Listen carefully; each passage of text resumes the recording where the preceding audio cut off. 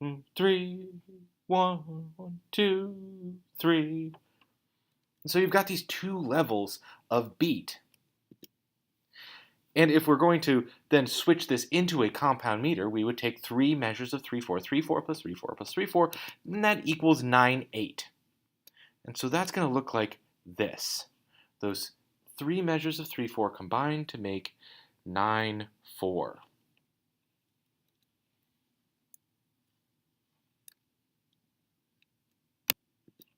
And how would we fill in the blanks for these? Here's some exercises to get us acclimated to this task.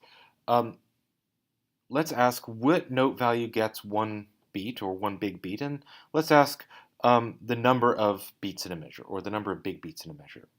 So in 2/8, well, now we're in simple duple. And so that eighth note gets the beat, and there's 2 beats in a measure.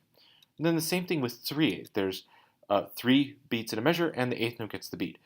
And in 9/8, well, obviously, the eighth note gets the beat. But wait, no, now we're in compound meter. So the eighth notes are grouped into 3s. So who gets the big beat? The dotted quarter, and there's 3 of them, because there's 3 groups of 3.